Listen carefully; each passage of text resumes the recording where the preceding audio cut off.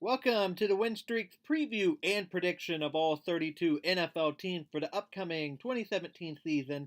Over the next few weeks, I will be covering all 32 teams, so please subscribe on YouTube or the podcast platform you're listening on so you don't miss an episode. My name is Corey Foister. You can follow me on Twitter and Instagram at Corey Foister.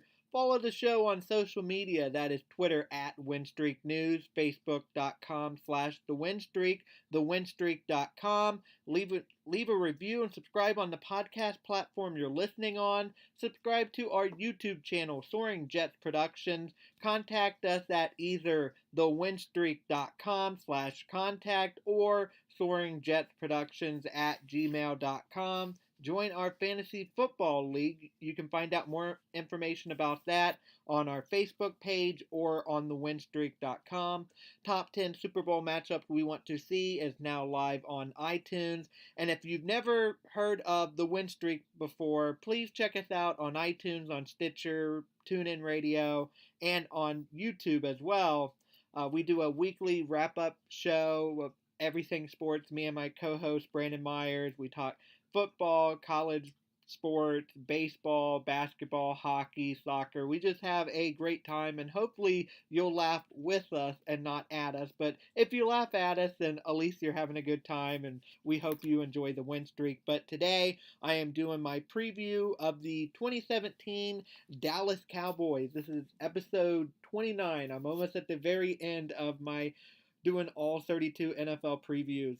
This is Dallas' 58th season in the NFL. This is the 7th full season under head coach Jason Garrett.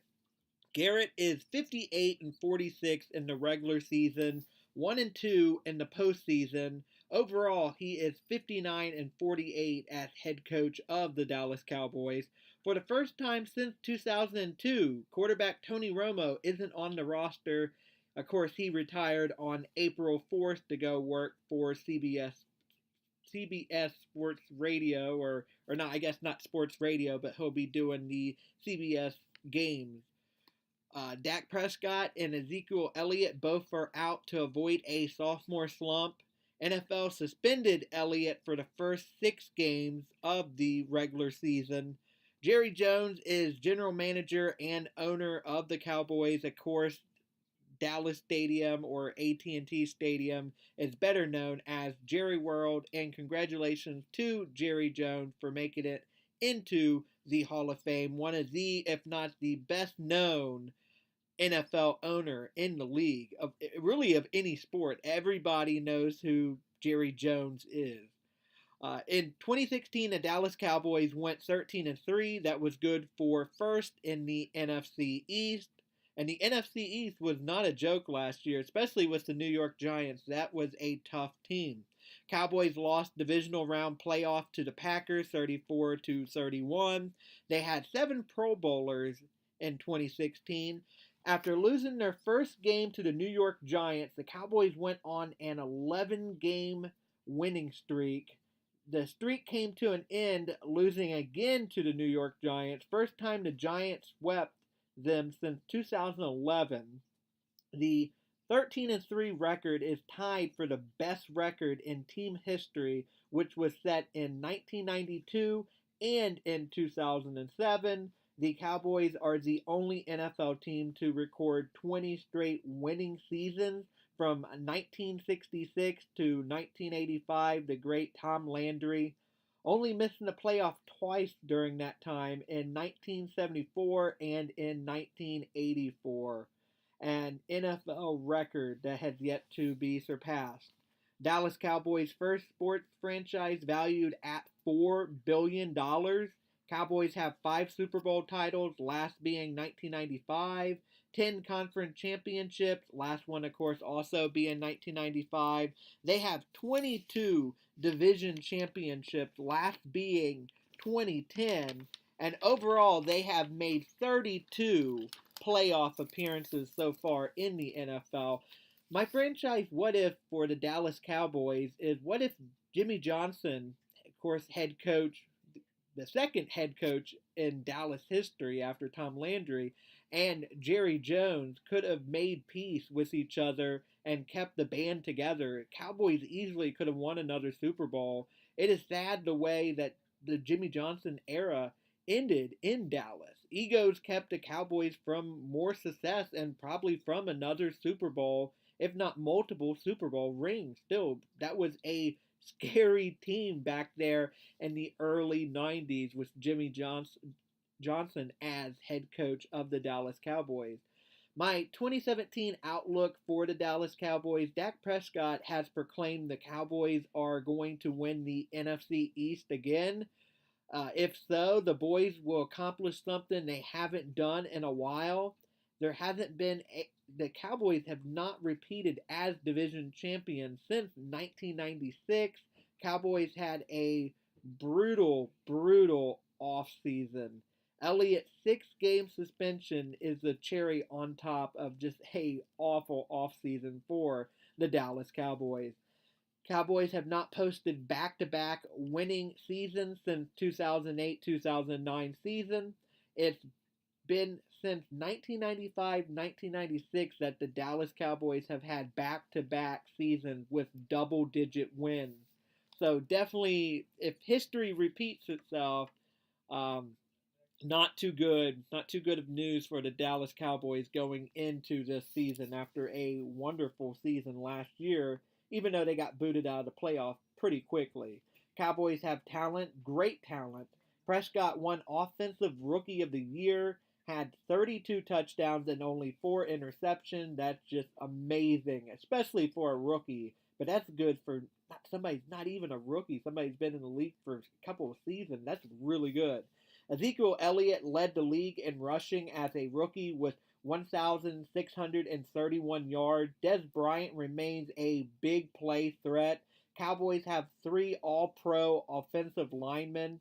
The lack of talent on defense will be the thing that holds them back besides a possible sophomore slump and Elliott's 6-game suspension. Yes, Elliott right now is challenging the 6-game suspension. Who knows? He's at least going to be suspended for, I say, 1, 2, 3 games. I don't think the NFL is going to overturn it because, of course, in this 24-hour news cycle, it's just going to generate more controversy. The NFL doesn't want to open up that wound. They would like to move quickly along and have people forget all about that. Unless, of course, you're a Dallas Cowboy fan, you're not going to forget about the 6-game suspension anytime soon.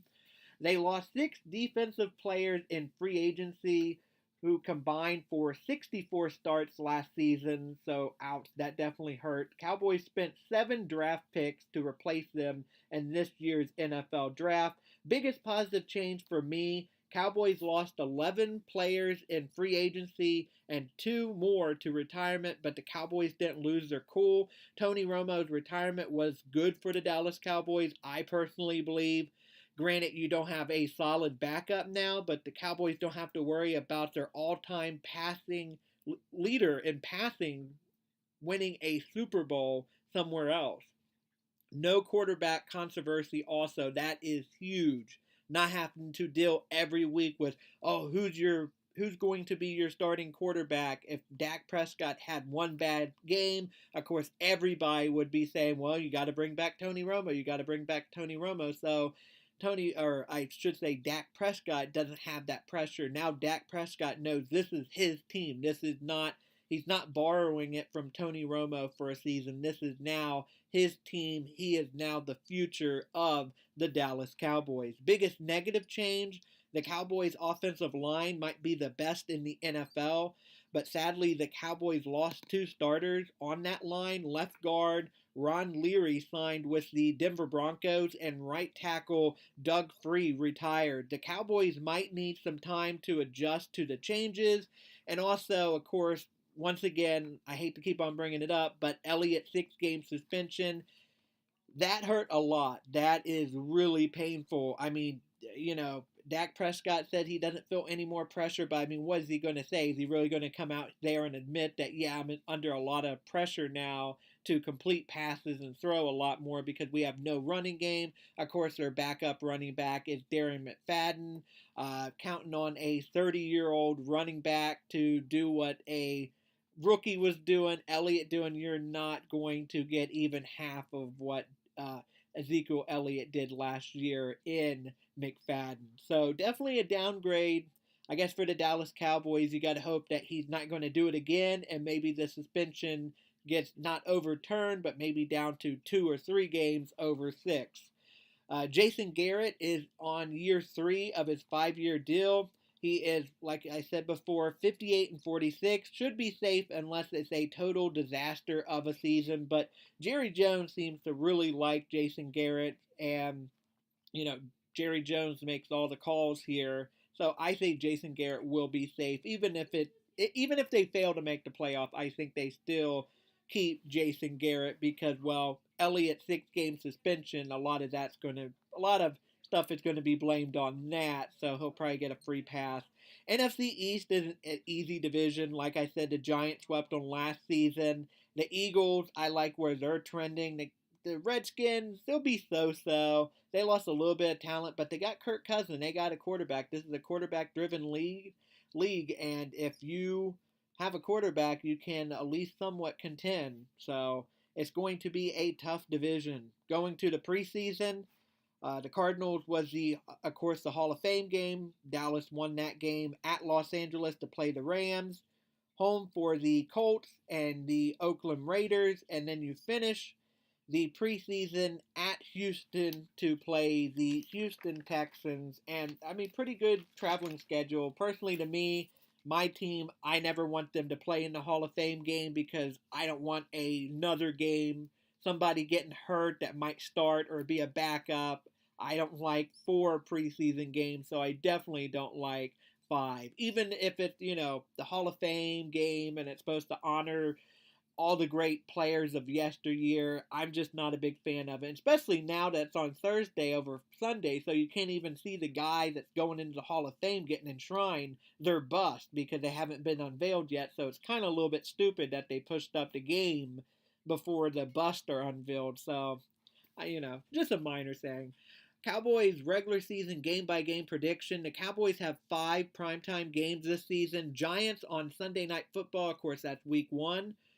At Cardinals on Monday Night Football, home for the Philadelphia Eagles on Sunday Night Football, Redskins on Thursday Night Football, and at Raiders on Sunday Night Football as well. So 3 Sunday night games, 1 Monday night game, and 1 Thursday night game for a total of 5 primetime games. Now, worst case, best case scenario, open up on Sunday Night Football at home against the hated New York Giants, and the New York Giants swept the Dallas Cowboys last year. If Dallas would have had just a little bit more time in that game 1 of last season, Cowboys would have won that game and would have started off 12-0.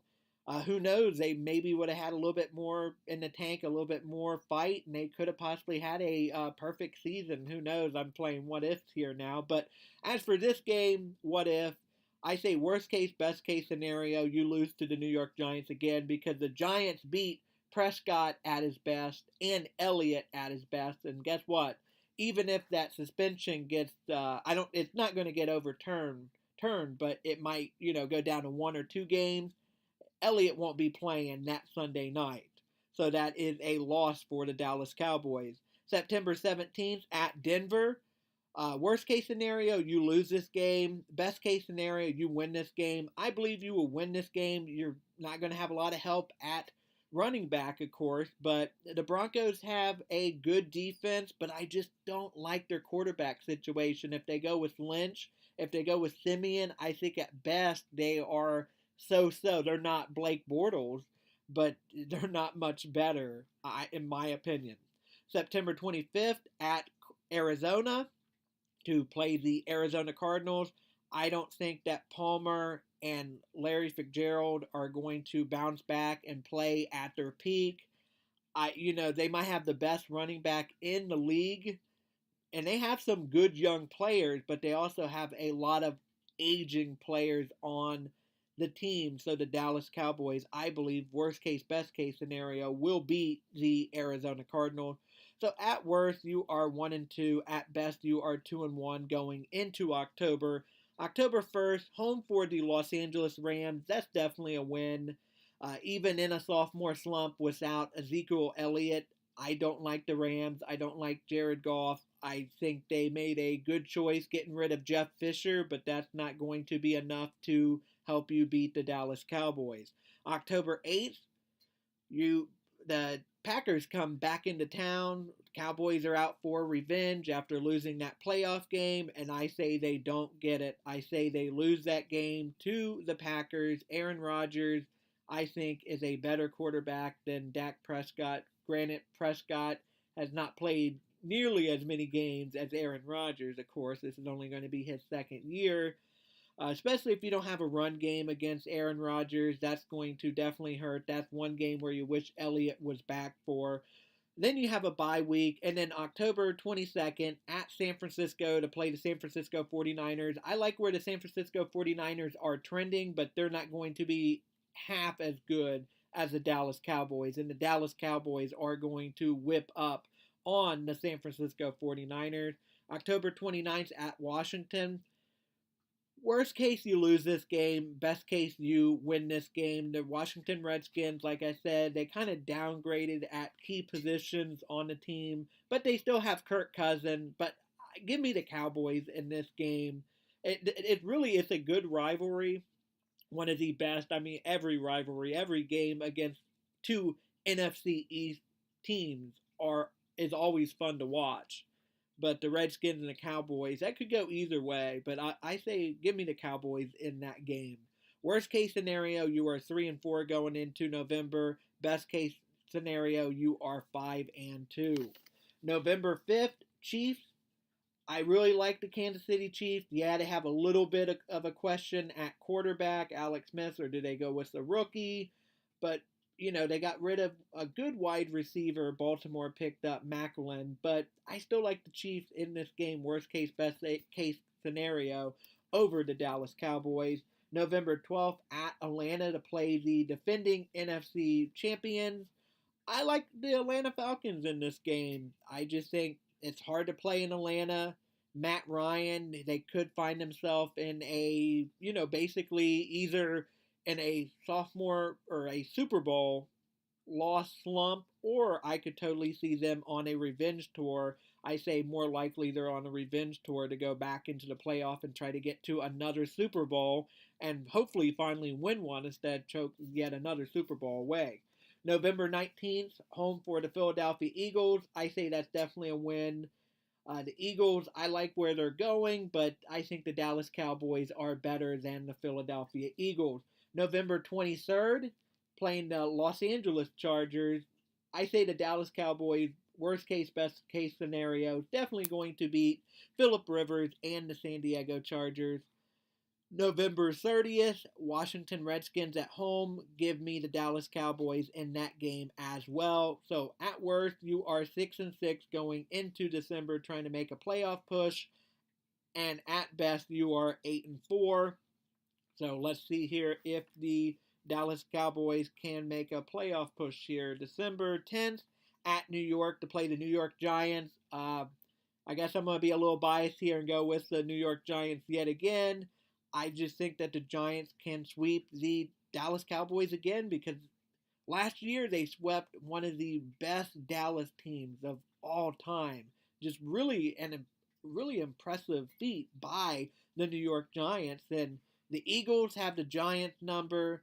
The Giants have the Cowboys number. The Cowboys have, it seems like, the Redskins number. The Redskins and the Eagles, they swap back and forth. So it just kind of, that's how it seems to be in the NFC East for the most part. So give me the New York Giants to sweep the Dallas Cowboys. December 17th at Oakland. Probably the hardest stretch of their season is probably the start of December. It really is the whole December. We'll get to it here in a minute. But at Oakland, I like the Oakland Raiders over the Dallas Cowboys. December 24th, Seahawks. At least you don't have to go and play on at Seattle. So worst case scenario, you lose this game to the Seattle Seahawks, but the best case scenario, you beat the Seattle Seahawks. It's going to be, I think, a pretty close game.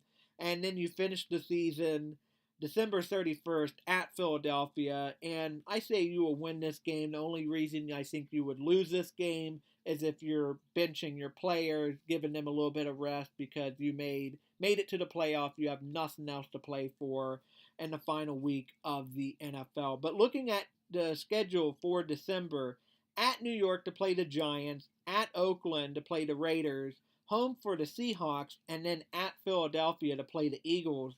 If the Cowboys are in a world of hurt and they're looking to go 4-0 in December to make a little playoff push here, that it's going to be hard. That's a hard schedule at New York, at Oakland, Seahawks, and at Philadelphia. That's a pretty brutal December.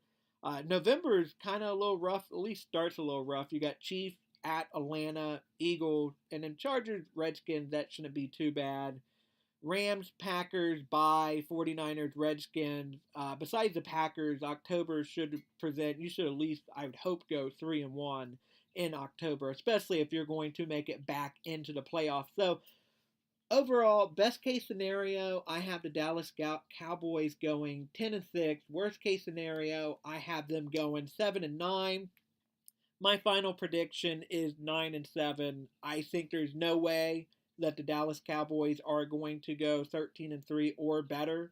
I think they had the element of surprise. Nobody really thought after Tony Romo went down that the Dallas Cowboys would be the best team in the NFC. It was a complete shocker, and one of the best teams in the NFL, not just the NFC, but the NFL.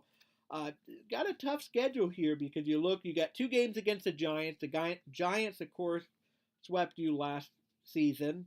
You got the Denver Broncos, they're so-so. You got the Cardinals that I think should be a win, but they could sneak up. They could actually come back, but I highly doubt it. The Packers, they are always tough. Rams and 49ers, those are 2 easy games in my opinion. Redskins, I could see the Cowboys sweeping the Redskins. The Chiefs, that's going to be a very tough game. The Chiefs, the Falcons, and the Giants and the Raiders and Seahawks, those are all back-to-back. Well, the Chiefs and the Falcons are back-to-back, and then Giants, Raiders, and Seahawks are all back-to-back-to-back games. So it's going to be a tough schedule. Besides the 49ers, the Rams, the Chargers, and like I said, maybe the Redskins, they have a pretty tough schedule for 2017, and I just think they're doomed to take a step back because they had an awful offseason.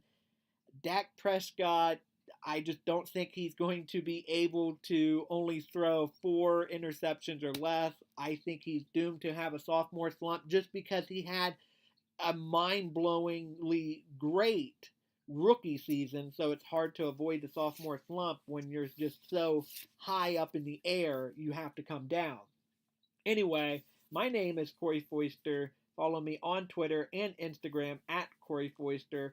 Follow the show on social media, Twitter at Win Streak News, Facebook.com/TheWinStreak, TheWinStreak.com. Leave a review and subscribe on the podcast platform you're listening on. Subscribe to our YouTube channel, Soaring Jets Production. If you're listening on YouTube right now, drop me a comment below. Let me know what you think the Dallas Cowboys are going to do this season, if you think Elliott will get a 6-game suspension or if the NFL will roll it back. Like I said, maybe I'm being a little bit biased here. I could honestly maybe see 10-6, but outside that, I think they're definitely going to take a small step backwards just because they lost the element of surprise, and it's really hard to repeat. And when you don't have one of the best running backs in the league playing for 6 games, that's really going to hurt you. Contact us at either thewinstreak.com/contact or soaringjetsproductions@gmail.com. Also, if you listen to our weekly wrap-up show, send us a question on there. We'll answer it on air, me and my co-host Brandon Myers. Join our Fantasy Football League, and top 10 Super Bowl matchups we want to see are now live. And like I said, check out the Win Streak on iTunes, YouTube, Stitcher, and SoundCloud, and TuneIn Radio as well. We have a great time on there. We talk about everything. Going to be covering everything NFL, college football, baseball, pennant races, hockey, basketball, soccer. So check it out. Hopefully you'll laugh with us. If not, then laugh at us then. But until next time, keep winning, everybody.